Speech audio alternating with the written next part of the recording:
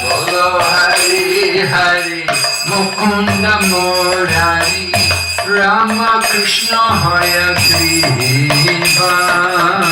Bolo Hari Hari Mukunda Murari Rama Krishna Hayagriva.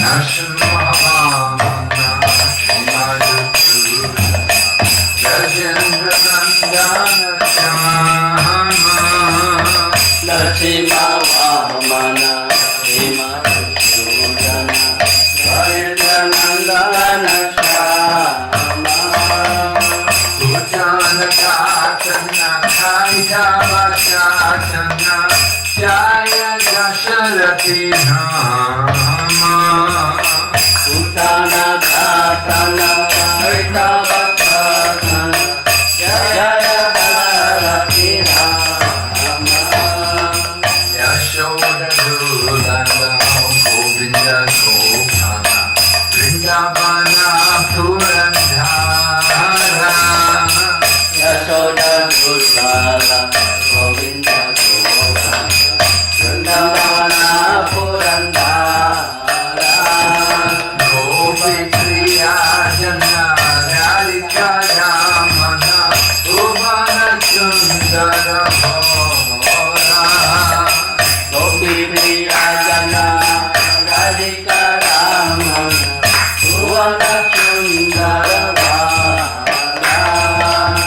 Ravana Thakara Makanda Chandara Gopi Jana Vashrahari Ravana Thakara Madana Thakara Gopi Jana Vasahari Raje Radha Kala Gopa Vrindapala Chittari Vamsi Dhari Raje Rara Kala Gopavana Pala Chitahari Vamsi Dhari Yogindra Vandana Ashinandana Rajajana Bhayahari Govinda Vandana Srinandanandana Rajajana Bhayahari Navinane Radha Rupamanohara Mohana Bhamsi Vihari Navinani Radha Rupamanohara Mohana Bhamsi Vihari Yashoda Nandana Kamsamishudana Nikonda Radha Vikasi Yashoda Nandana Kamsani Sudana Kondara Salilasi Yadampakanana Rasaparayana Vrindaviti Nani Bhati Adambakanana Rasaparayana Vrindavinani Bhati Ananda Vardhana Srimati Chaitanya Kulashaya Jakakana Anandavardhana Hemani Chaitanya Muladhara Sakatama Gopanganathana Chitta Vinodhana Samasta Guna Dhana Dhama Gopangana Krishna Vinodana Samadhunarana Yamuna Jivana Kili Parayana Manasa Chandra Chakora Yamuna Jivana Kiriparayana Manasa Chandra Chakora Namah Shivaya Goa Krishna Yash Kako Vachana Mana Mohora Namah Shivaya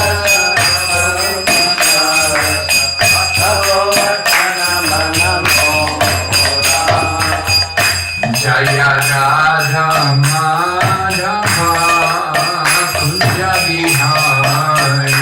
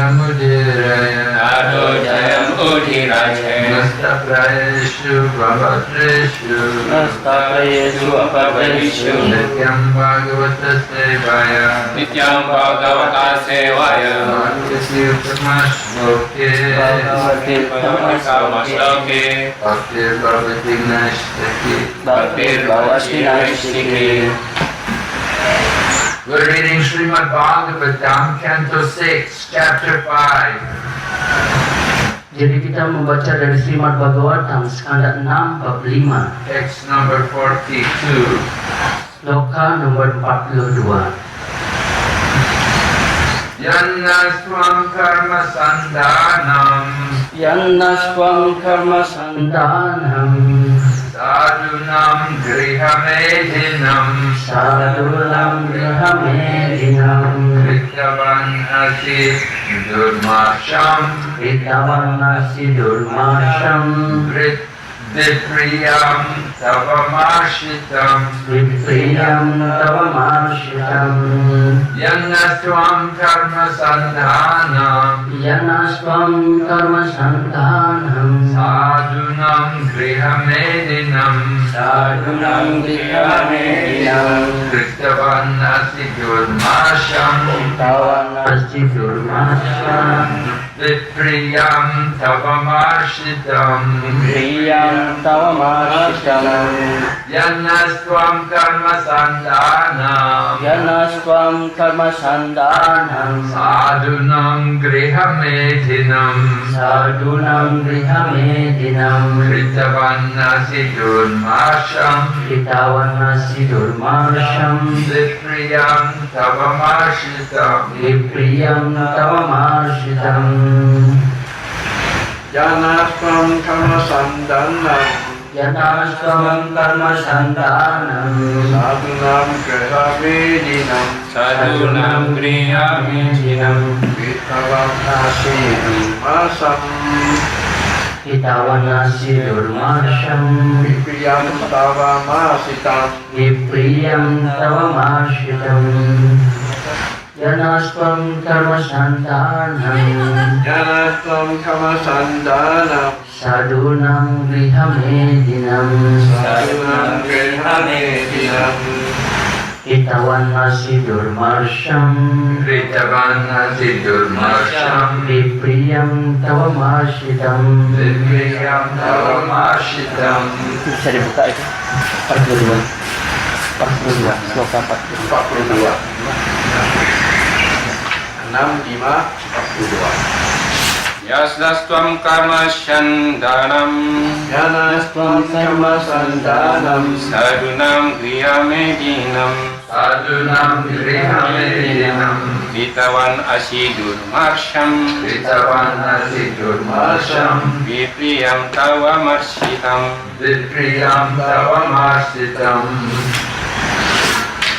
Yanaswam karma sandanam Yanaswam karma sandhanam Sadhunam grihamedinam Sadhunam grihamedinam Kritavan asidur masam Kritavan nasi durmasham Vipriyam tavamasitam Vipriyam tavamashitam Yanaswam karma sandanam Yanaswam karma sandanam Sadhunam grihamedinam Sadhunam grihamedinam Kritavan asidurmasham Kritavan nasi durmasham Vipriyam tavamashitam Vipriyam tavamashitam Yat Yat which yang yang na unto unto us kepada kami kepada kami Tvam Tuhan you engkau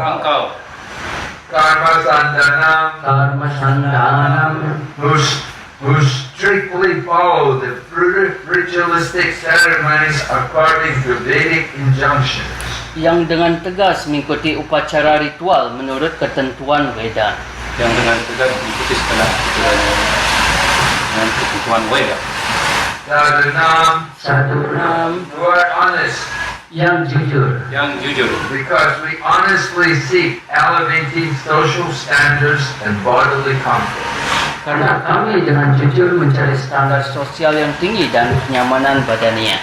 kami dengan jujur mengikuti Grihamedinam, Grihamedinam, although situated with a wife and children, walaupun tinggal bersama istri dan anak-anak, walaupun tinggal bersama istri bersama anak-anak istri dan anak-anak Kritavan Asi Kritavan Asi have created telah menciptakan telah menceritakan Durmashan, Durmasham unbearable, tidak dapat ditanggung, tidak dapat ditanggung.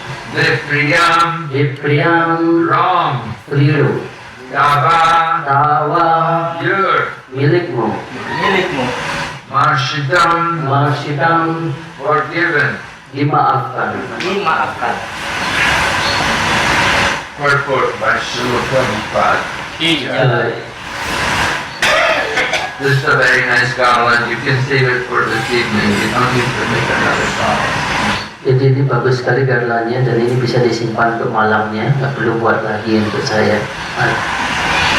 Although I live in household life with my wife and children, I honestly follow the Vedic injunctions by engaging in fruitive activity to enjoy life without sinful reactions. I have performed all kinds of yagnas, including the Deva Yagna, Rishi Yagna, Pitri Yagna, and Niri Yagna, because these yagnas are called vrats or vows. I am known as a Griha Vrat.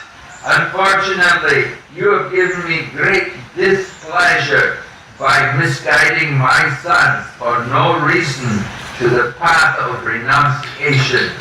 This can't be tolerated once. Meskipun aku hidup berumah tangga bersama istri dan anak-anakku, dengan jujur aku mengikuti ketentuan-ketentuan Weda dengan cara sibuk dalam kegiatan berpahala untuk menikmati kehidupan tanpa reaksi dosa. Aku telah melakukan segala jenis yadnya, termasuk dewa yadnya, resi yadnya, pitri yadnya, dan nri yadnya, atau manusia yadnya itu artinya. Karena yadnya tersebut disebut vrata atau sumpah, aku dikenal sebagai seorang griha vrata. Sayangnya engkau telah membuat aku sangat kecewa dengan menyesatkan putra-putraku tanpa alasan apapun menuju jalan pelepasan ikatan. Hal ini masih dapat ditoleransi satu kali. Purport by Srila Prabhupada. Prajapati Daksha wanted to prove that he had been most tolerant in not having said anything when Narada Muni, for no reason, induced his 10,000 innocent sons to adopt the path of renunciation. Sometimes householders are accused of being grihamedis, or grihamedis are satisfied with family life without spiritual advancement. Grihastas, however, are different, because although grihastas live in householder life with their wives and children, they are eager for spiritual advancement.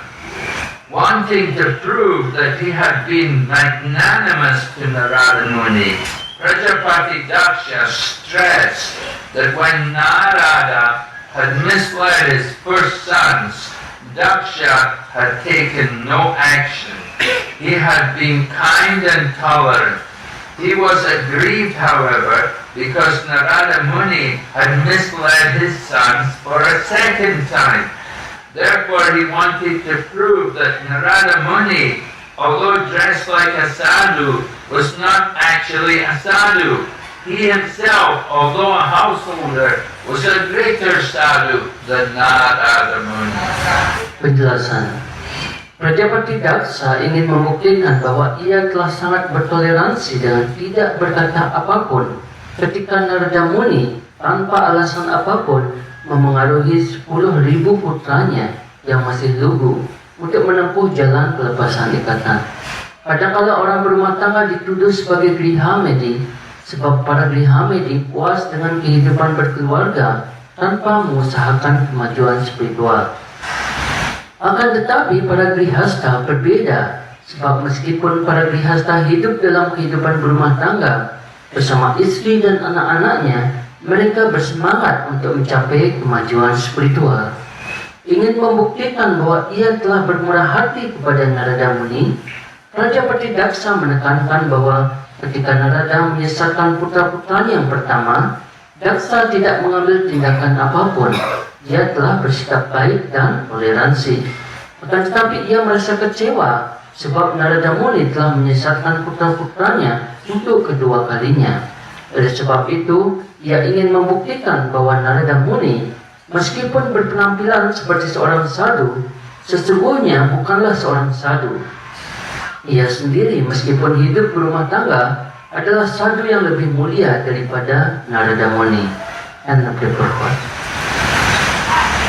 Omagyanatimarandasya Kanachana Shalakaya Chakshurunmilitam Yena Tasmai Shri Gurave Namaha Shri Chaitanya Manobhistam Stapitam Yena Bhutale Swayam Rupa Kadamayam Dadati Swapadantikam Vandeham Shri Guru Shri Yatapat Kamalam Shri Gurun Vaishnavamscha Shri Rupam Sakrajatam Sahagana Raghunathan Vitam Tam Sajevam Sarvaitam Savadutam Parijana Sahitam Krishna Chaitanya Devam Shri Radha Krishna Padam Sahagana Lalita Shri Vishakanikam Hare Krishna Karana Sindhu Dinabandhu Jagatpate Gopesha Gopika Kanta Radha Kanta Namastate Tapta Kanchana Gaurange Radhe Vrindavanishwari Rishabhanusate Devi Pranamami Hari Priye Vanchakalpatarubhyascha Kripa Sindhu Vayevacha Patitanam Pavanebhyo Vaishnavibhyo Namo Namah Namaham Vishnu Padaya Krishna Prestaya Bhutale Srimati Bhakti Vedanta Swami Iti Namane Namaste Saraswati Devi Gauravani Pracharine Nirvishesha Shunyavadi Paschachate Satarine Jai Shri Krishna Chaitanya Prabhu Nityananda Shri Advaita Gadadhar Shri Vasadi Gaura Bhaktavrinda Hare Krishna Krishna Krishna Hare Hare Hare Rama Rama Rama Hare Hare. Prajapati Daksha is continuing to instruct Narada Muni about his wrong dealings with his sons. Jadi di sini Prajapati Daksa melanjutkan instruksinya kepada Narada Muni dan memberitahu kepada Narada Muni apa yang merupakan kesalahan dia. Right? Narada Muni had influenced the sons of Daksha not to go home. Di Narada Muni telah melakukan suatu kesalahan dengan cara mempengaruhi anak-anak dari Daksha untuk tidak pulang kembali. Sometimes Prabhupada would also tell disciples, you don't need to go home because if you go home, they'll get you married. Jadi Srila Prabhupada juga sering seperti itu juga kepada sisya-sisya beliau. Jangan pergi atau jangan pulang ke rumah lagi. Karena kalau Anda pulang, dia akan membuat Anda menikah. Right? You go home, the mother will always say, when you getting married, you need to get married. Jadi ketika kita pulang seperti itu, seorang ibu selalu akan bertanya, kapan kamu akan nikah? Kamu harus nikah. But if you stay in the brahmachari ashram and you just live with the brahmachari, then you don't need to get married. Jadi kalau kita tinggal di brahmachari ashram bersama dengan para brahmachari, jadi kita tidak perlu menikah. So Daksha said, he said, I live in householder life with my wife and children. Jadi di sini Prajapati Daksa menyatakan bahwa saya di sini di dalam kehidupan grihasta bersama dengan istri dan anak-anak saya. And he said, I follow the teaching, the instructions of the Vedas to enjoy material life. Dan saya mengikuti ketentuan-ketentuan yang disebutkan dalam kitab suci Veda untuk menikmati. And he's claiming, he said, I'm enjoying material life because my enjoyment is coming, I'm following the Vedas. I'm doing what the Vedas say to enjoy material life. So no sinful reactions are coming.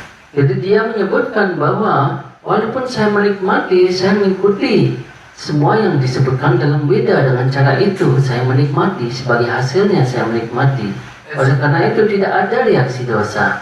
It's not really true. You know, that even you follow the Vedas, you can still get sinful reactions. Jadi hal itu tidaklah benar. Karena apa? Kalaupun kita mengikuti apapun yang disebutkan dalam Veda, ketentuan yang diberikan dalam Veda, tetap bisa saja kita mendapatkan reaksi. There's an example, Maharaj Niga.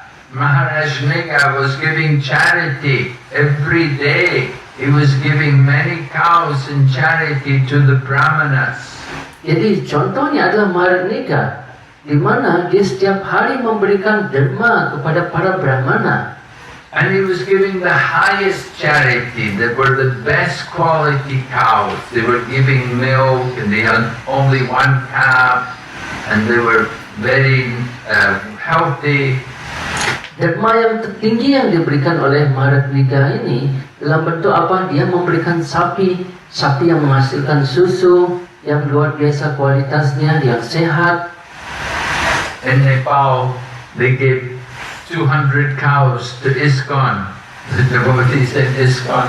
They got 200 cows in Nepal. But they were all sick cows.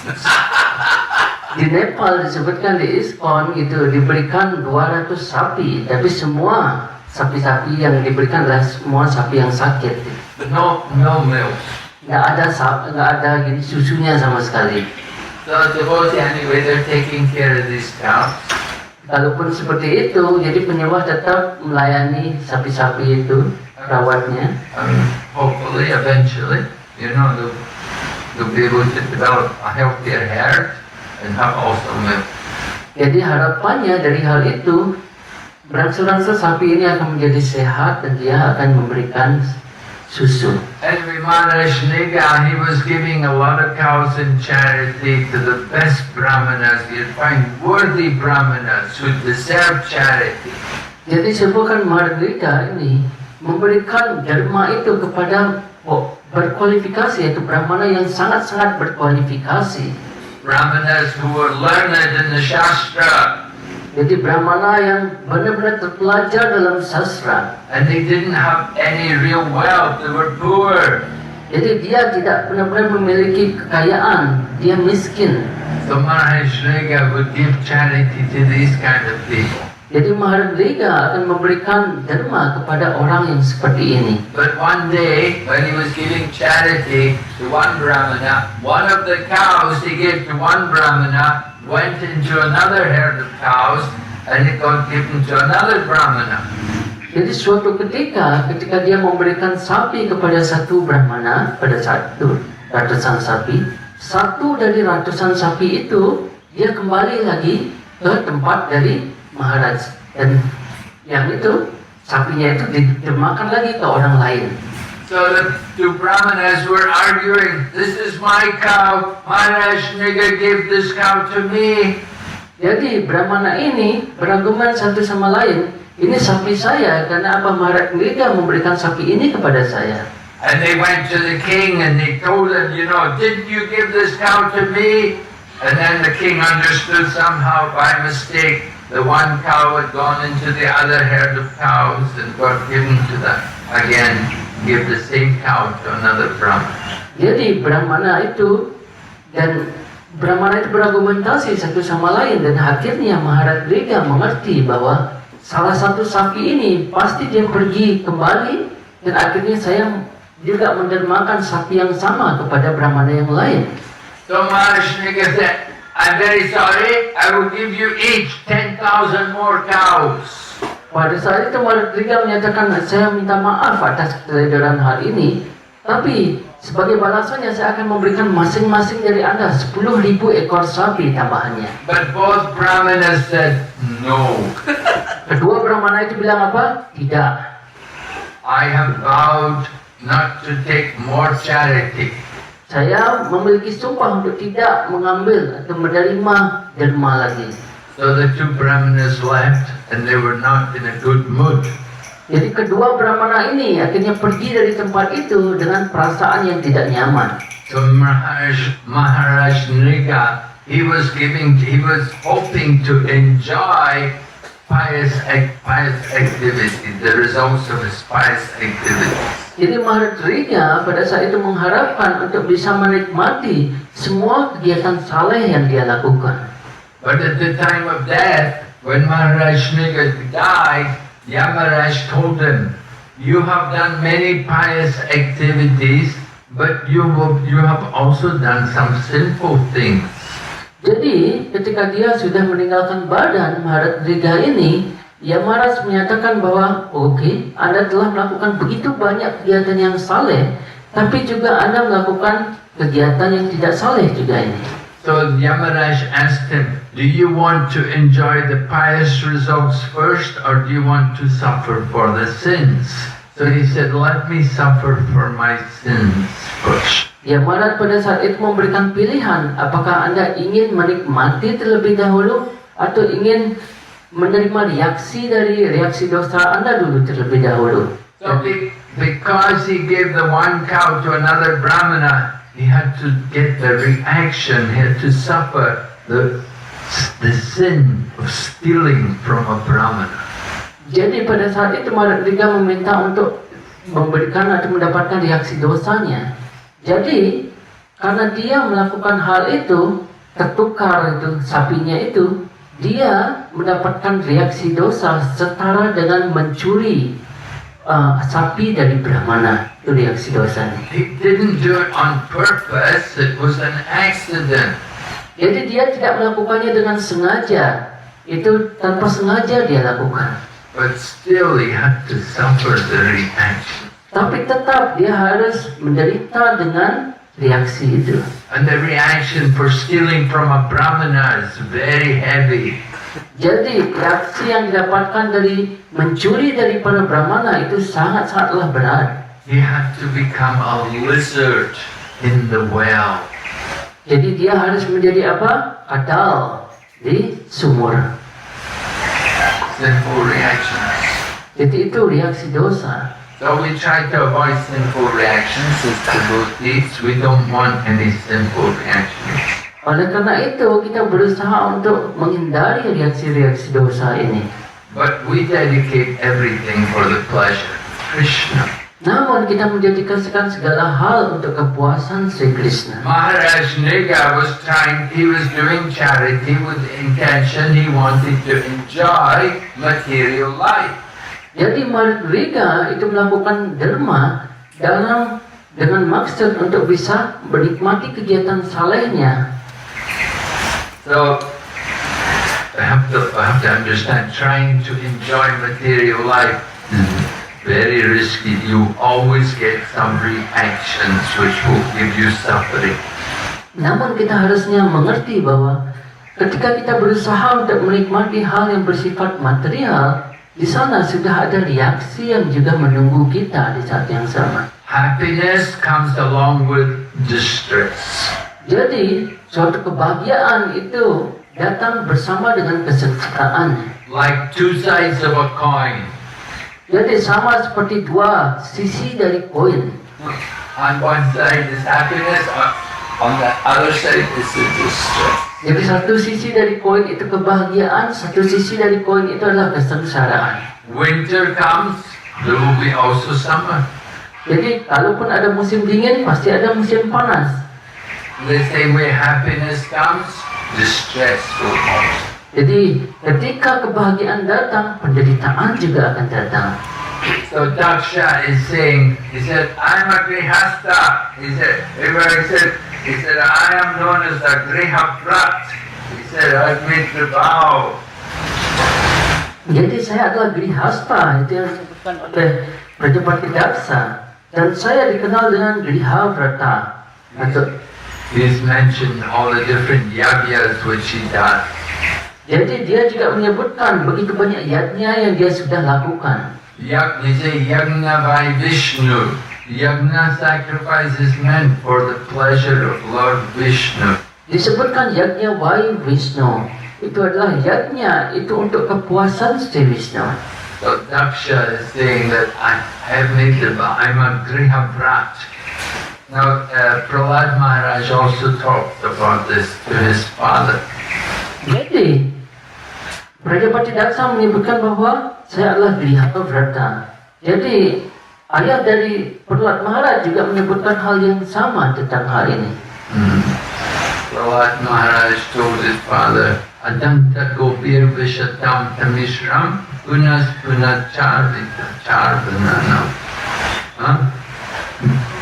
how does it go? At the beginning, Matirna Krishna Paratasvatova Vibo Vipajeta Griha Vratanam. Griha Vrat.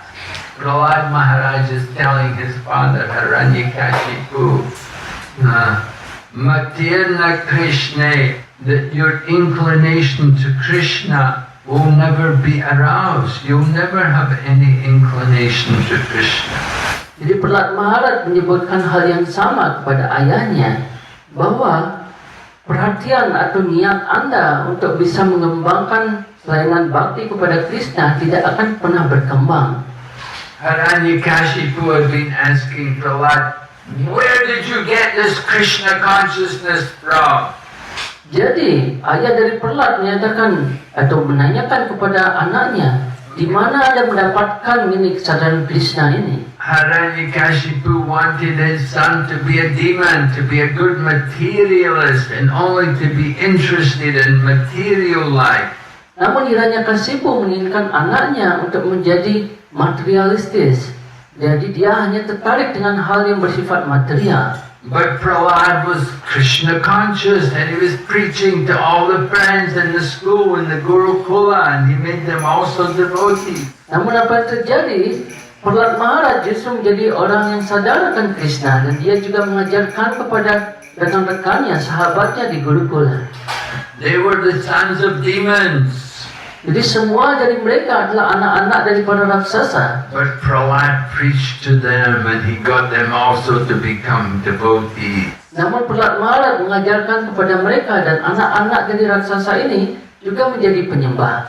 So Hiranyakashipu was very angry. He was asking, where did you get this Krishna consciousness from? Jadi Hiranyakasipu menjadi sangat marah dan menanyakan kepada Prahlad, di mana Anda mendapatkan kesadaran Krishna ini? Hiranyakashipu would not allow his son to associate with any devotees. Jadi Hiranyakasipu tidak memberikan izin kepada anaknya untuk bergaul kepada penyembah. He told the teachers in the Gurukul, make sure my son does not get near any of these Hare Krishna people. Jadi Hiranyakasipu pada saat itu memperingatkan kepada guru-gurunya, pastikan anak-anak saya ini tidak dekat dengan orang-orang kesadaran Krishna. You know, there was the one devotee, his parents didn't want him to be a Hare Krishna. Anda tahu ada seorang penyembah yang salah satu orang tuanya tidak menginginkan anaknya menjadi penyembah. So they hired some people to kidnap him. Jadi dia pada saat itu bahkan menyewa orang untuk bisa menculiknya. And they took this devotee, they took him away and they gave him drugs to make him forget everything. Dan dia menculik penyembah ini dan dia memberikan bius, obat-obatan sehingga dia bisa lupa semuanya. They thought, if he's a Hare Krishna, his life will be useless, he will waste his life. So they gave him these drugs, he'll forget everything. Orang tuanya ini berpikir bahwa kalau dia kesadaran Krishna seperti itu, dia akan menyia-nyiakan waktunya, membuang-buang waktunya. Jadi oleh karena itu dia diculik dan akhirnya diberikan obat sehingga bisa lupa semuanya. And he forgot everything. He forgot who is his mother and father, he forgot his name. But he couldn't forget Krishna. Tapi apa yang terjadi? Dia lupa semuanya. Dia lupa ibunya, dia lupa bapaknya, dia lupa semuanya. Tapi dia tidak lupa satu hal, yaitu Krishna. The only thing he could think, only thing he could remember was Hare Krishna. Dan satu-satunya dia ingat justru apa? Hare Krishna. Hanya itu saja. So, you know, the grihastas, they don't like to see their family members becoming devotees. Jadi grihasta pada umumnya tidak menyukai bagaimana keluarganya itu menjadi penyembah. They'd rather see better you go and take drugs, go and drink, and go and do these things. They prefer you to do that rather than to be Hare Krishna. Jadi lebih baik buat mereka Anda pergi saja mabuk-mabukan, pergi saja itu narkoba dan lain sebagainya daripada menjadi kesadaran Krishna. So here, Daksha he is feeling sorry that his sons have all gone away, they've renounced the world. Jadi di sini merasa kecewa bagaimana anak-anaknya itu menjadi dalam pelepasan ikat. And he's thinking, you know, I'm a grihasta, I'm a grihavrata. I've made a vow to stay in the family life. Saya adalah grihavrata, itu artinya apa? Saya berjanji untuk tinggal di kehidupan berumah tangga. So, Daksha, he wanted his sons that they would also come home, get married and have families, and this way they would help Daksha to populate the universe. Karena keinginan dari Daksha itu untuk anak-anaknya bisa kembali ke rumah dan akhirnya dia menikah dan dia juga bisa berketurunan dan membantu ayahnya untuk memenuhi populasi di dunia material ini. But Narada Muni thought, you know, that means they will stay in the material world. He said, but they have an inclination, they have a nice inclination towards renunciation. Let them be devotees, let them go and go back to Godhead. Jadi Narada Muni berpikir justru kebalikannya. Jadi karena dia memiliki ketertarikan terhadap pelepasan ikatan ini, biarkan mereka semua untuk kembali kepada Tuhan. Why they need to stay in the material world? They can go back to the spiritual world. Ngapain dia harus tinggal di dunia material ini? Mereka bisa kembali ke dunia rohani. Our real home is there in the spiritual world.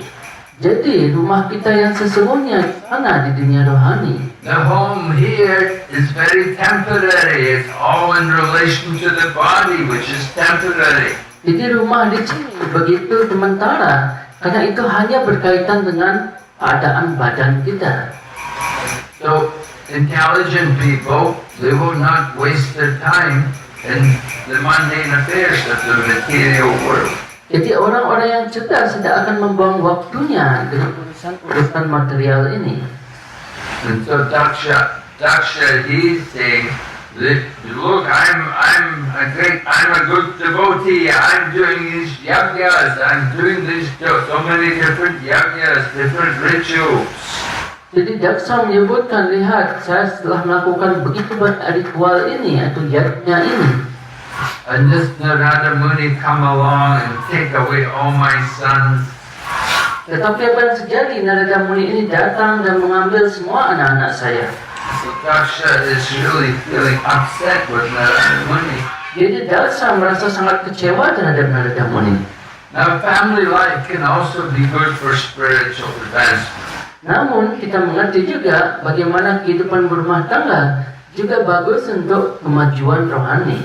People in family life who are making advancement, they're not like Daksha. Jadi seseorang yang barangkali berumah tangga dan dia mendapatkan kemajuan rohani, dia tidak seperti Daksha. Daksha is a grihamedi, means he's just simply attached to family life. Jadi Daksha disebutkan sebagai kategori grihamedi, dia terikat terhadap kehidupan berumah tangga. And he's not hardly even thinking about spiritual life. Bahkan dia tidak pernah berpikir tentang kehidupan spiritual. Well, a little bit he's saying at the end of life you should think about. Jadi dia berpikir sedikit saja. Sedikit artinya apa? Ketika sebelum meninggalkan badan baru berpikir tentang Krishna. The household life can be spiritual if you keep Krishna in the center. Bagaimana kehidupan berumah tangga ini bisa spiritual? Kalau kita menempatkan Sri Krishna tetap sebagai fokus, sebagai di tengah-tengah dari semua hal yang kita lakukan. You can make spiritual advancement in family life. Dengan cara menempatkan Krishna sebagai pusat itu, kita akan bisa mengembangkan kemajuan dalam kehidupan spiritual. Srila Prabhupada writes in the purport in the Bhagavad Gita, he said, we have many devotees who are in family life and they're working in the offices and factories and they're giving part of their salary for the service of Krishna. Bahkan Srila Prabhupada menyebutkan dalam penjelasannya bahwa semua dari penyembah-penyembah selain Krishna juga bahkan bekerja di pabrik dan lain sebagainya. Dan dia memberikan sebagian dari gajinya itu untuk apa? Untuk kesadaran Krishna. So these people are actually in the renounced order of life. Although they have wives and families and they're working in a job, they're actually Mahatmas. Srila Prabhupada menyebutkan sesungguhnya orang-orang ini walaupun dia bekerja di luar, dia juga melakukan tanggung jawabnya kepada anak dan istrinya, sesungguhnya mereka semua adalah Mahatma. So family life can also be for spiritual advancement. Jadi kita mengerti dari hal ini bahwa kehidupan berumah tangga juga bisa membantu dari kehidupan spiritual. But there are Graham ladies, their business is just simply to be envious of other people. Dunia Medi itu urusannya adalah apa? Dia selalu iri hati dengan orang lain. Itu Benyamin. Oh, the neighbors have got a bigger house than us. We have to get a bigger house. Jadi ciri-ciri dari Hamidi ini apa? Dia melihat tetangganya, oh dia punya rumah lebih besar dari saya. Oh, the other family, they've got 5 children. I've only got 2 children. Jadi yang lain tetangganya ini hanya dia sudah memiliki 5 anak. Saya harus memberikan atau mendapatkan lebih dari itu. I need more children. Saya ingin mempunyai anak yang lebih banyak.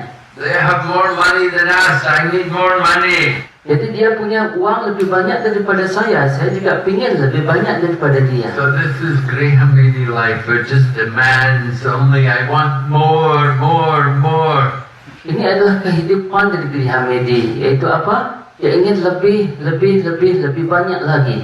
We have to understand the nature of materialistic life. There's no happiness, never satisfied. Namun kita harus mengerti bagaimana sifat alami dari kehidupan material itu tidak ada rasa puas.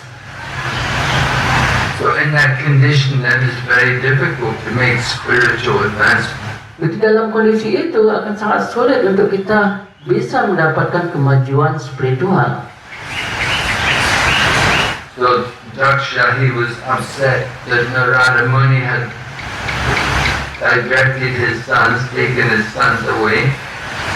Daksa ini merasa sangat kecewa karena apa? Narada Muni sudah membawa anak-anaknya untuk melepaskan ikatan jauh dari rumah. And Prabhupada writes, he says that Daksha is actually saying that he's the real sadhu, and Narada Muni, he's not a sadhu. Bahkan Daksa menyebutkan secara tidak langsung bahwa dialah sesungguhnya sadhu, sedangkan Narada Muni bukanlah sadhu. He is thinking he's good, and Narada Muni is bad. Dia berpikir bahwa dirinya baik, tetapi Narada Muni buruk. When we start looking at other people and criticizing them, that is very bad. Jadi ketika kita melihat bagaimana seseorang mengkritik orang lain seperti itu, jadi kita melihat bahwa itu hal yang buruk. We need to look at our own self and see the fault in ourselves. Jadi kita harus melihat diri kita lebih dalam dan lihat kesalahan yang ada dalam diri kita. Daksha should have been looking at his own self, but instead he's only looking at Narada Muni. Narada selalu melihat bagaimana kesalahan dari Narada Muni, yang harusnya dia melihat kesalahannya diri sendiri. And Daksha he's thinking, I'm very great. I do this yagya, I do that yagya, and he's thinking he's very wonderful. He's done everything very perfectly. Jadi Daksa berpikir bahwa dia adalah agung. Karena apa? Dia sudah melakukan begitu yatnya dan melakukan begitu banyak jenis yatnya dan semua kegiatan tersebut. And when he looks at Narada Muni, he criticizes him. He only finds fault in Narada Muni. Dan dia ketika melihat Narada Muni, dia mengkritik Narada Muni karena dia hanya melihat kesalahan dari Narada Muni. So he thinks he's perfect and Narada Muni is fallen. Jadi dia selalu berpikir bahwa dirinya sempurna dan Narada Muni jatuh. We see others as we are ourselves. Jadi kita melihat orang lain sebenarnya adalah refleksi diri kita sendiri. Just like it said, one day they asked Maharaj Yudhishthira, please go outside and see if you can find any bad people. Jadi ini sama seperti suatu ketika Yudhishthira Maharaj diperintahkan untuk mencari orang yang buruk. So Maharaj Yudhishthira went outside and he stayed out there for a long time, and then he came back and said, I can't find any bad people there. Everybody's good. Jadi ketika dia diperintahkan untuk mencari orang yang buruk itu, akhirnya Yudhishthira Maharaj setelah berapa saat dia kembali dan bilang, saya nggak menemukan orang yang buruk itu, yang jahat itu. Then they asked Duryodhana, go outside, see if there's any good people. Dan dia meminta akhirnya Duryodhana untuk pergi cari orang yang jahat seperti itu. Duryodhana went outside, he came back after a long time, he said, I can't find any good people there, they're all bad. Dia menyebutkan pada saat itu Duryodhana, saya tidak bisa menemukan orang-orang baik. Yang saya temukan adalah orang-orang jahat saja di luar. Because Maharaj Yudhishthira is good, he sees everybody else as being good. Karena Yudhishthira Maharaj ini baik, dia melihat orang lain juga baik. And because Duryodhana is bad, he sees everyone else as being bad. Karena Duryodhana itu buruk atau jahat, dia melihat bahwa semua orang juga jahat. Actually, Duryodhana is bad, but he didn't know we see others as we are ourselves. Jadi kita melihat orang lain sebagai refleksi dari diri kita sendiri. And there's a tendency among conditioned souls, we always see faults in others. Dan ini adalah salah satu kecenderungan dari sang roh yang terikat, yaitu selalu melihat keburukan orang lain. We have to stop that. We have to change that. And how to change? You have to take good and see the good in other people. Jadi kita harus mengubah hal ini. Bagaimana caranya? Kita harus melihat hal yang baik dari diri seseorang. One devotee came to Bhaktisiddhanta Saraswati, and he came to Bhaktisiddhanta Saraswati complaining. He said, oh, this devotee, he's so lazy, he's so dirty, he's always eating, and oh, he's such a rascal, it doesn't do any good. Jadi Bhaktisiddhanta Saraswati takut suatu ketika itu dikomplain oleh salah seorang. Orang-orang ini begitu jahat dan dia tidak melakukan hal yang baik sama sekali. Oh, orang ini melakukan ini, kesalahan ini, dan lain sebagainya. So Bhaktisiddhanta Saraswati listened to the man complaining about the other devotee, and then he said, does this man do anything good? Jadi pada saat itu Bhaktisiddhanta Saraswati takut mendengarkan bagaimana penyembah ini komplain tentang penyembah yang lain. Dan akhirnya Bhaktisiddhanta Saraswati takut bertanya, apakah dia melakukan hal yang baik, satu hal yang baik? So the man who was complaining, he thought for a while, then he said, well, he leads a good kirtan. Pada saat itu apa? Ya, dia banyak melakukan hal yang buruk, tapi dia bagus memimpin kirtan. So Bhaktisiddhanta Saraswati said, why don't you say that? Why you have to only say all the bad things?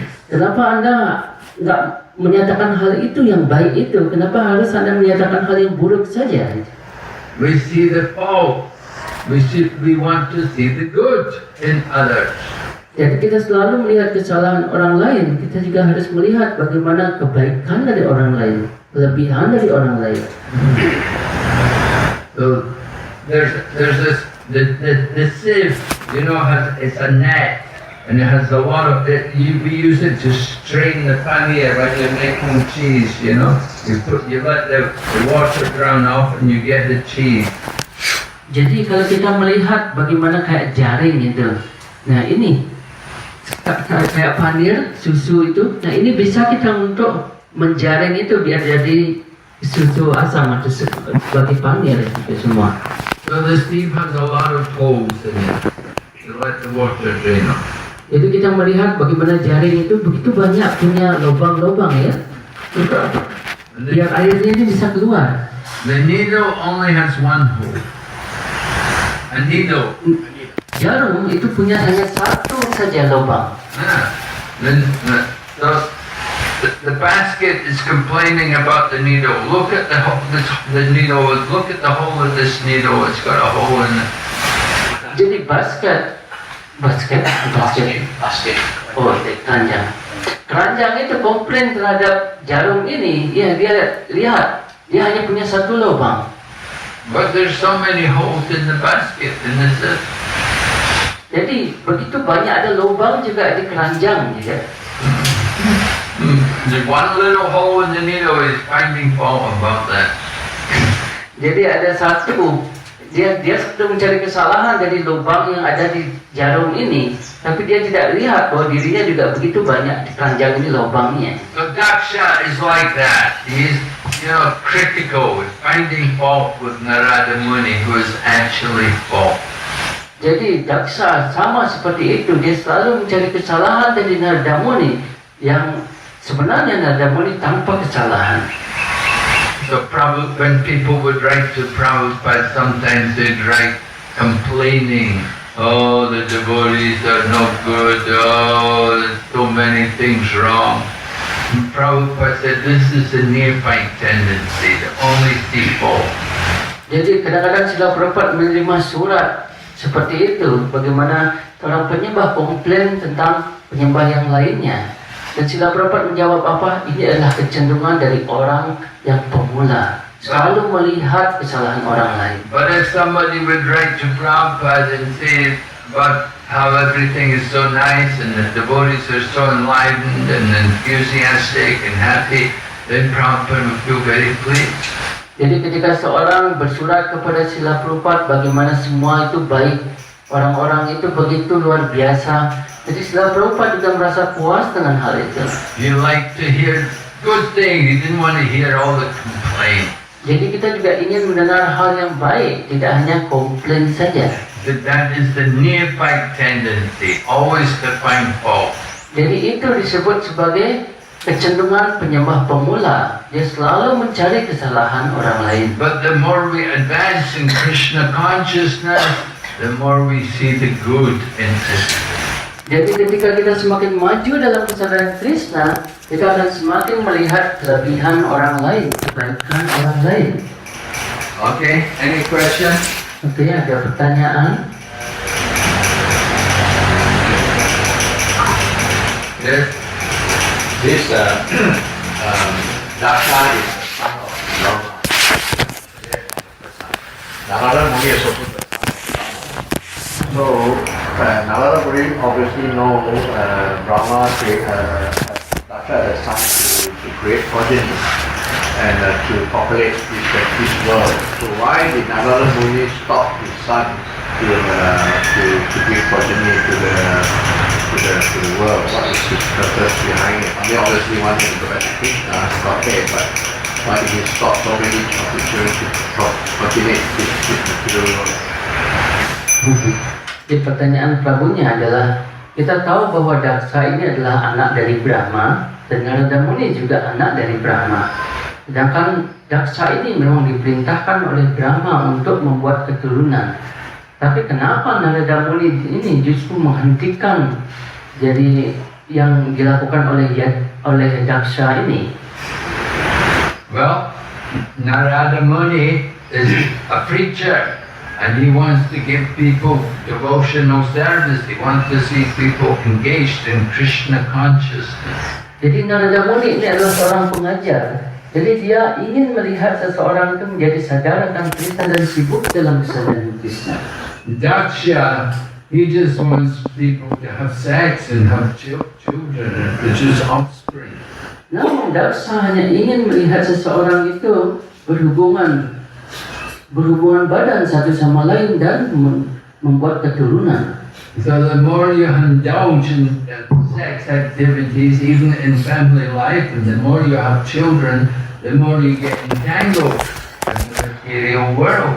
Semakin kita banyak melakukan hubungan badan dan akhirnya memiliki begitu banyak anak seperti itu, jadi kita akan semakin terikat dalam kehidupan material ini. And you get attached to the material world, you never want to leave. Jadi ketika kita sudah terikat terhadap dunia material ini, kita tidak akan ingin pergi. Because we're thinking, I have my home, I have my family need me. Jadi kita selalu akan berpikir bahwa saya punya rumah, saya punya keluarga, dan keluarga saya memerlukan saya. You never get out of the well of material life. Kita tidak akan pernah bisa keluar dari sumur kehidupan material ini. family life where you're attached to these things is like falling into the well. Jadi ketika kita terikat dalam kehidupan berumah tangga ini, sama seperti kita jatuh ke dalam sumur yang gelap. If an animal falls into the well, you can never get it out. Jadi ketika binatang itu jatuh ke sumur, dia nggak akan bisa keluar. So family life, people get into the entanglement with material life, with the family, the responsibility. It's very hard for them to think about Krishna consciousness. Jadi ketika seorang yang rumah tangga itu jatuh kepada keterikatan ini, sangat sulit buat mereka untuk berpikir tentang Krishna. So Narada Muni, he saw that these young men, that they were qualified. They didn't need family life. Jadi Narada Muni mengerti bahwa orang-orang yang muda ini sangat berkualifikasi dan dia tidak perlu menjalani kehidupan berumah tangga. The Varnashram system is there. The guru to see what is the nature of the young people. Jadi Varnasrama Dharma itu ada di sana. Jadi tugas dari guru melihat bagaimana anak-anak ini, bagaimana sifat alami dari anak-anak ini. Now most people need to get married. Jadi kebanyakan orang itu perlu untuk menikah. But there are other people who don't need to get married. Namun ada beberapa orang yang tidak perlu juga menikah. They're quite happy to live single. Jadi dia sangat bahagia untuk tidak bagaimana wanita-wanita umumnya itu harus menikah. Tapi kita They're more free and they're more able to devote themselves. But when they get children and home, and then it's very difficult. dan dia menjadi begitu bebas wanita ini sehingga apa? Dia ketika dia barangkali berumah tangga, dia juga harus merawat anak-anaknya dan lain sebagainya. Itu semakin sulit buat mereka. So Daksha, he is thinking what he wants. Narada Muni, he's got a different vision. Jadi Daksa selalu berpikir apa yang dia inginkan. Namun Narada Muni memiliki visi yang berbeda.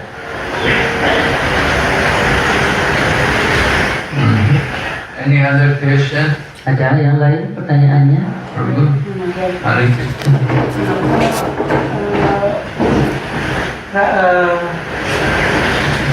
Kenapa tidak Krishna langsung menciptakan makhluk hidup ini? Kenapa harus melalui Daksa? Why does not Krishna himself creating all these living entities? Why should be through the Daksha, this progeny? Why what? Why don't Krishna himself creating all these living entities? Why should go through Daksha or Prajapati to populate this universe? Well, Lord Krishna is the Supreme Lord. He has his own affairs in Goloka Vrindavan. Jadi Krishna adalah kepribadian Tuhan Yang Maha Esa. Jadi Krishna itu punya urusannya sendiri di Goloka Vrindavan. But he has to think to engage the other living entities. Tapi dia harus berpikir, Krishna berpikir untuk menyibukkan makhluk hidup yang lain dalam pelayanan. To give them a chance to do some service. Jadi untuk memberikan dia kesempatan melakukan pelayanan. Just like Krishna could have fought the battle of Kurukshetra himself, but he wanted to give Arjuna the credit. Seperti halnya Sri Krishna bisa saja bertempur di medan perang Kurukshetra sendiri dan mengalahkan semuanya. Namun Sri Krishna ingin memberikan penghargaan itu kepada Arjuna. If Krishna does everything, what are we going to do? Kalau Krishna melakukan semuanya, apa yang kita akan lakukan? So Krishna likes to give all of us some service, some opportunity for service. Jadi Krishna menginginkan memberikan kita kesempatan untuk melakukan pelayanan. Not that we should just sit back and do nothing. Oh, let Krishna do it. Krishna will take care of it. Jangan tidak seperti kita, kita duduk saja dan Krishna akan melakukan semuanya dan merawat semuanya. Right? We are the servants. We should do service. Jadi kita adalah pelayan, jadi kita harus melakukan pelayanan ini. So Lord Krishna arranges service for Brahma, service for Daksha, Jadi Sri Krishna sudah menyediakan pelayanan untuk Brahma, pelayanan untuk Daksha. Okay? Okay? Jadi mengerti? Yes. Any other question? Ada yang lain?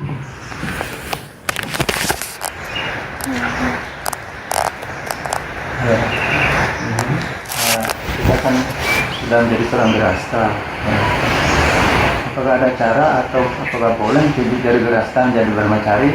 Kalau ada cara, bagaimana caranya bisa seperti itu?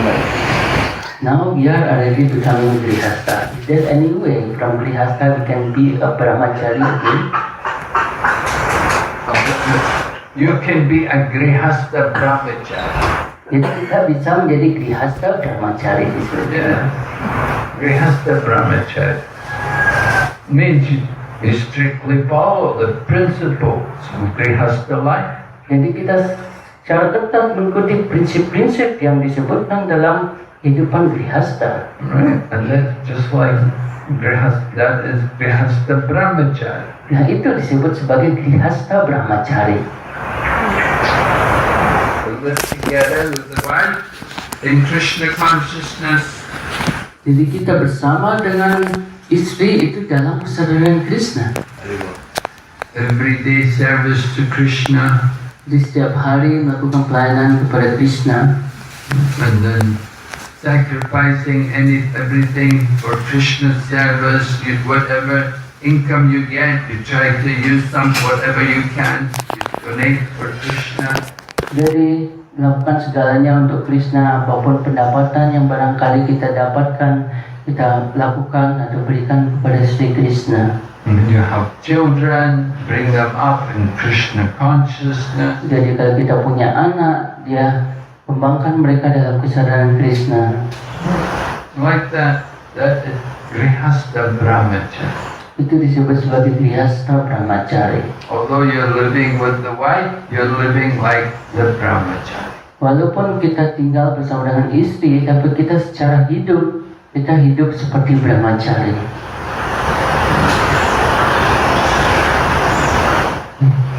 Ada yang lain? Yes? Hare Krishna Maharaj. So my question is, how do we know whether we should get married or not? How do we know that we get married? Bagaimana kita bisa tahu bahwa kita harus nikah atau enggak? Well, spiritual master should direct you. Jadi guru kerohanian ini yang harus mengarahkan ke Anda. Spiritual master will tell you if it's right or not.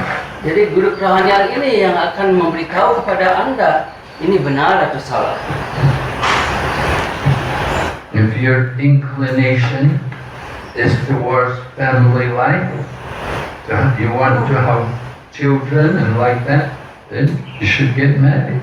Jadi jika kecenderungan Anda adalah hidup berumah tangga, jadi Anda harus menikah. You don't want children, you don't like so much to be with children, maybe you're better to just be a single woman.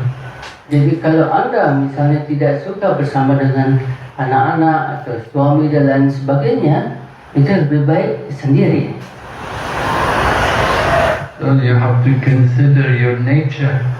Jadi kita harus melihat bagaimana diri kita, pribadian kita sendiri. The spiritual master should observe the disciple, and he can understand the nature of the lady, and he can guide her accordingly. Jadi guru kerohanian harus mengamati bagaimana sifat dan kepribadian yang dimiliki oleh ini sisianya, dan dia harus memberikan pedoman itu sesuai dengan hal itu, bimbingannya. And if some men are approaching you, requesting marriage with you, Apa ada laki-laki yang mendekati Mataji, yang minta untuk nikah dengan Mataji? then you should ask your spiritual master. Jadi kita harus mempertimbangkan untuk menanyakan kepada guru kerohanian kita. You should consider also, is this man qualified? Dan kita juga harus menanyakan apakah orang ini atau laki-laki ini berkualifikasi. He has to be a devotee. Dia harus penyembah. You cannot marry someone who's not a devotee. Kita tidak bisa menikah dengan seorang yang bukan penyembah. You will marry someone who's a meat eater. Jadi kita mungkin menikah dengan seorang yang makan daging. Then your life will be very difficult. It will be the end of your Krishna consciousness. Jadi kehidupan kita akan menjadi sulit dengan hal itu. Itu bisa aja menjadi akhir dari kesadaran Krishna kita. So you should marry a man who is a devotee, and ideally he should be a strong devotee. He should be steady in Krishna consciousness. Jadi idealnya kita menikah dengan seorang penyembah dan dia kuat dalam kesadaran Krishna. If he has been a brahmachari, then he is qualified, then he is trained, and that means he will make a good grihastha. Jadi jika dia pernah brahmachari, itu ada chance, ada kesempatan dia akan menjadi grihastha yang baik. If somebody's been a good brahmachari, they make a good grihastha. Jadi kalau seorang menjadi brahmachari yang baik, dia juga akan menjadi grihastha yang baik. But if someone is a good brahmachari, they don't need to get married. Tapi kalau brahmachari yang baik, dia nggak akan ingin menikah. But sometimes it happens, young men also who are good brahmacharis, they want to get married. Tapi itu juga terjadi terkadang. Jadi kalaupun dia sudah bagus sekali menjadi brahmachari, dia ingin menikah. Because they like to have a wife, they like to have children like everybody else. Jadi dia ingin memiliki istri, memiliki anak seperti hal yang lainnya. And so you have to consider these things. Jadi kita harus mempertimbangkan hal-hal ini.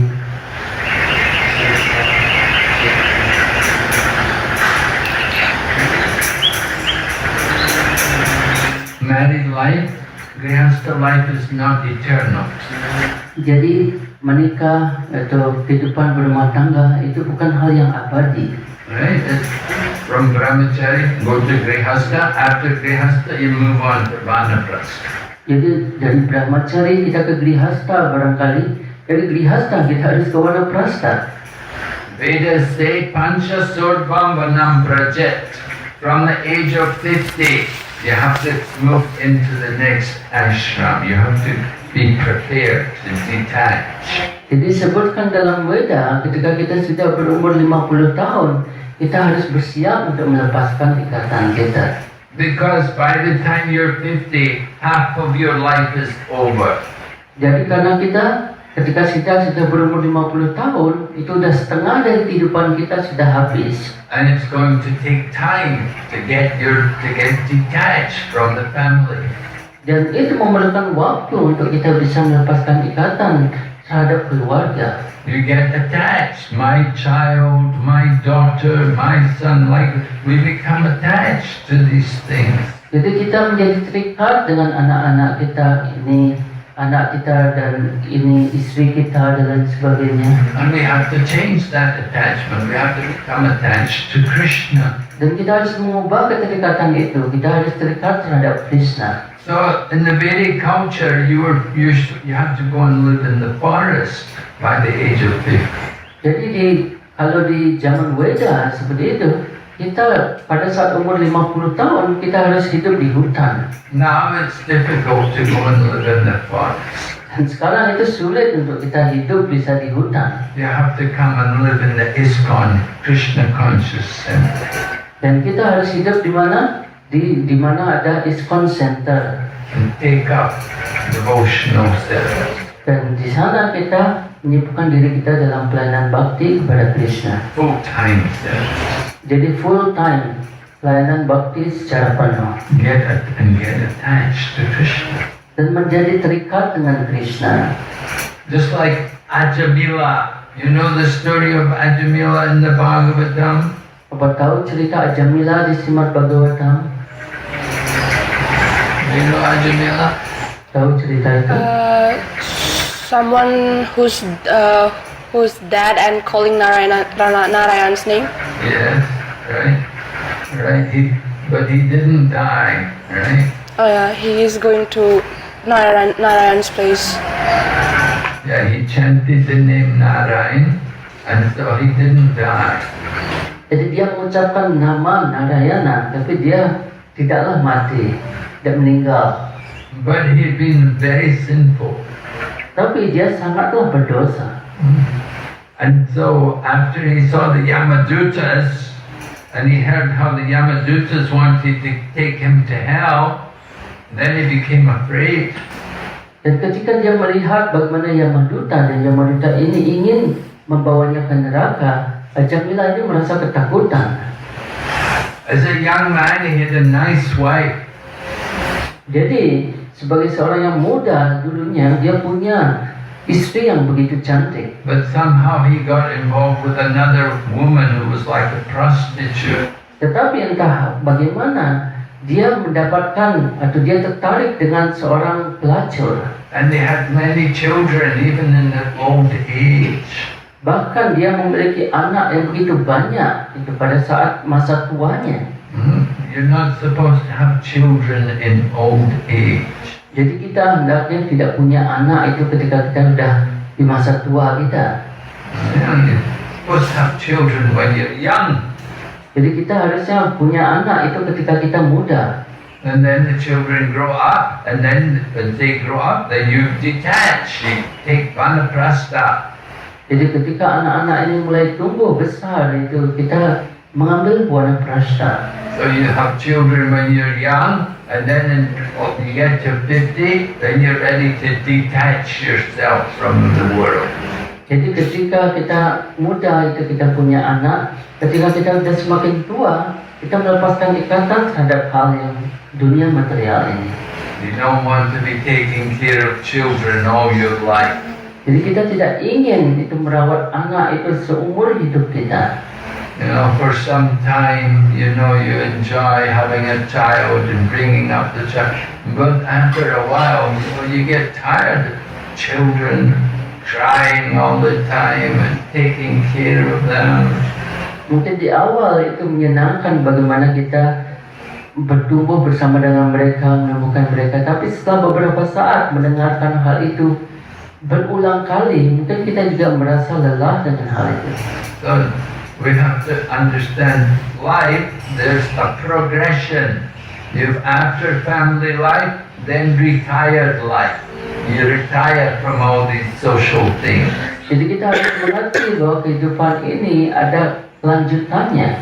Setelah kita berumah tangga, ada yang disebut sebagai masa dalam melepaskan ikatan. Right? What age did people retire here? Jadi umur berapa biasanya orang pensiun di sini? 60. 60. Ya, 60, right? So you get pension. Apa udah umur 60 dapat pensiun? Ya, If you're a government worker, maybe you get a pension. ya. Kalau untuk kita mungkin pegawai pemerintah seperti itu barangkali kita dapat pensiun. Right? So you retire. You're not going to have more children. You don't want to get a bigger house. You don't want to get involved in economic development. Jadi kita tidak ingin ketika udah pensiun itu apa kita mendapatkan atau ingin lagi mendapatkan rumah yang lebih besar atau barangkali yang lainnya. So that retirement, that we don't retire from Krishna consciousness. There's no retirement. Jadi kalau dalam kesadaran Krishna itu nggak ada masa pensiun. You give up you retire from the material life. Jadi kita itu pensiun dari kehidupan material. And then get ready, prepare yourself for the next one. Dan kita menyiapkan diri kita untuk kehidupan berikutnya. Right?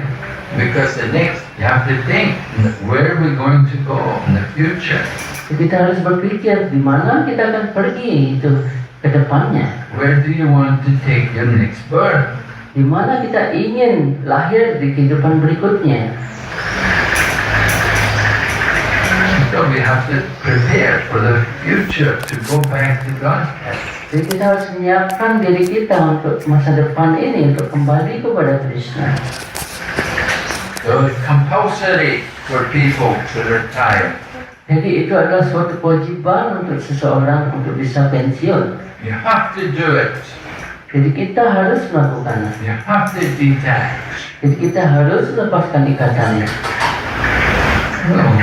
Some people say, "Oh, I want to be with my wife." Okay, you can be with your wife, but the wife is there just as a servant. Jadi barangkali orang berpikir, oke, saya ingin bersama dengan istri saya, tapi di sana istri kita barangkali bisa di sana sebagai pelayan. You're not going to have more children. Namun kita tidak memiliki anak lebih banyak lagi. The older age, no, it's meant for preparing for the next life. Jadi ketika masa tua ini itu diperuntukkan untuk kita menyiapkan di kehidupan berikutnya. We have to get ready to go back to Godhead. Jadi kita harus bersiap untuk kembali kepada Krishna. So this is how we live the human life. Jadi dengan cara ini kita menggunakan kehidupan manusia kita. Now what happens is when people get old and their children grow up and the children have children, then they come with, and the grandmother is taking care of the grandchildren. Jadi yang terjadi adalah bagaimana anaknya sudah menikah dan anaknya ini langsung memiliki cucu, dan bagaimana neneknya itu akan merawat dengan cucunya ini. And the grandmother's thinking, oh, what a sweet baby, and taking care of the baby and enjoying this. This is the problem, that you get more attached. You become the grandchildren, or even more attached. You become more attached to them than you were to your own children. Jadi biasanya ketika kita menjadi kakek atau nenek, kita akan semakin terikat terhadap cucu kita dibandingkan bahkan pada anak kita. The mother goes out to work and she gives the children to her mother, and the grandmother's taking care of the grandchildren. Get so attached. Nah, umumnya yang terjadi adalah barangkali ibunya ini pergi bekerja dan ibunya akan memberikan atau menitipkan kepada neneknya, dan neneknya menjadi begitu terikat, semakin terikat. And in your old age, you've never got attached to Krishna. You've just been taking care of children all your life. Jadi ketika kita udah masa tua kita seperti itu, kita tidak diinginkan untuk bagaimana kita terikat lebih lanjut terhadap anak, tapi menyiapkan kehidupan kita. So we have to take time to prepare for our future life. Jadi kita harus perlu waktu untuk bagaimana menyiapkan kehidupan kita berikutnya. Just like working, some people work 14 hours a day. Seperti halnya seorang itu bahkan bekerja 14 jam per hari. Working 14 hours a day, an hour or two to go to work, an hour or two to come home at night. Dan cuma beberapa jam barangkali dia pergi atau pulang di rumahnya. And then 6 hours you sleep. Dan 6 jam kita habiskan untuk tidur. The whole life is spent like that, just working all day. Jadi seluruh hidup kita itu dibuang dengan cara itu, yaitu kita bekerja sepanjang hari dan akhirnya kita juga tidur selama 6 jam. So we need to make time for spiritual practice. Jadi kita harus memiliki waktu untuk praktek rohani kita. Of course, you can get married, you can have children, but it's not eternal. You have to move on from family life. Married life is just one part of the life. You're meant to retire. Kita bisa saja berumah tangga, namun kita hendaknya tidak terikat dengan hal itu, dan kita peruntukan kita dan kita harus menyiapkan yang lainnya. And that retirement is meant for intense spiritual practice. Dan masa pensiun atau sudah melepaskan ikatan itu diperuntukkan untuk bagaimana melakukan pelayanan bakti yang lebih intensif lagi.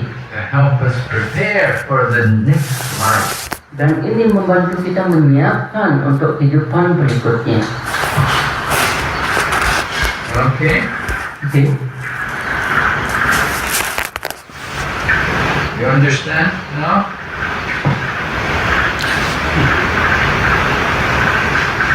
Ada yang lain? Any other question? Yes, Prabhu? Tadi mendengarkan kelas dari Daksha juga tiga masalah dari Raja Gringa itu, walaupun dia melakukan banyak kejahatan salah, walaupun dia banyak bertermat, tapi kesalahan itu penuh diperhitungkan dan kan dia bisa menerima segala reaksi dosanya. Tapi bagaimana kalau mbak ini banyak lakukan kesalahan tapi dia sadar, jadi apakah dia juga terkena dari efek dari kesalahan itu? You were mentioning about Nandringa Maharaj, about the king of Nriga, yeah, about how he's doing a lot of the the punya to others, but how as we are as devotee, that we might committing many mistakes. It's not like Nandringa. More than that, we committing mistake. But we are as a devotee, how are we going to have this one? Is that affecting us, or how is that will be different than the Nriga? Well, Nriga, he's doing activities, he's doing karmakandi activities for his own benefit. He's thinking about enjoying. Jadi Raja Nriga ini selalu berpikir untuk kepentingan dirinya sendiri, bagaimana menikmati. He's thinking about next life, that I will have more money, I will have a bigger position, I will go to heaven, I will enjoy. Jadi kehidupan berikutnya saya akan punya lebih banyak uang, saya akan pergi ke surga, saya akan menikmati di sana. Devotee, we should be thinking, I want eternal service to Krishna. Tapi sebagai penyembah kita harus berpikir satu hal, saya ingin pelayanan kepada Krishna secara abadi. I'm serving Krishna now and I want to go on and serve Krishna in the spiritual world. Sekarang saya melayani Krishna dan saya ingin berlanjut melayani Krishna di dunia rohani. So the consciousness is very different. Jadi kesadarannya itu sangat berbeda.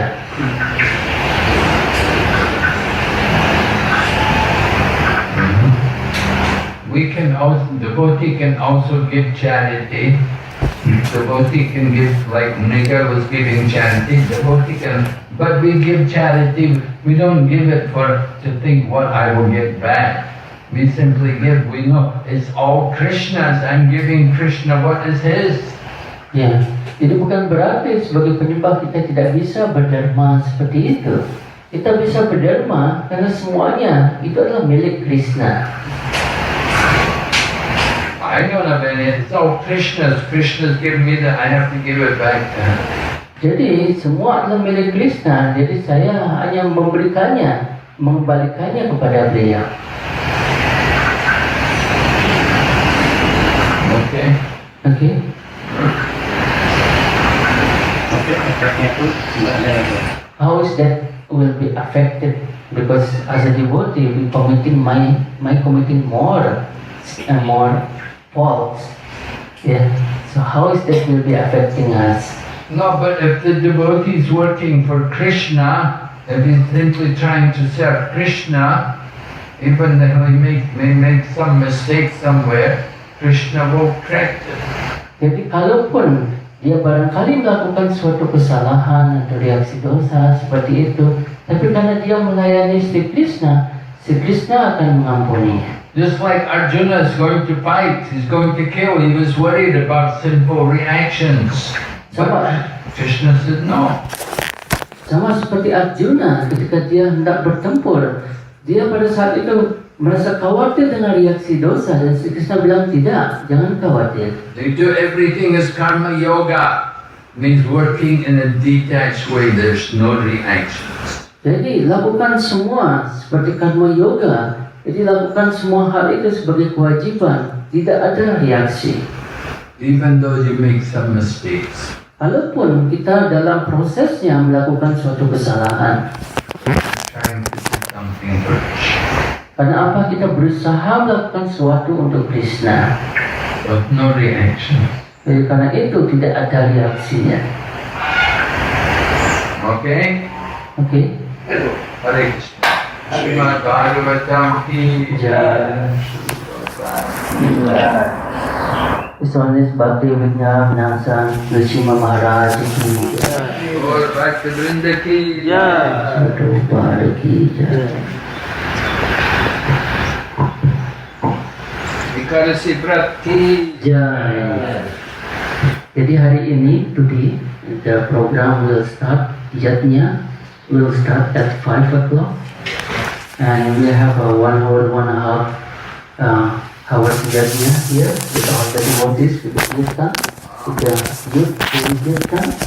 And after that, we will be doing the Gaur Arati. After Gaur Arati, then we will have a class from here around 7:30. Hare Krishna.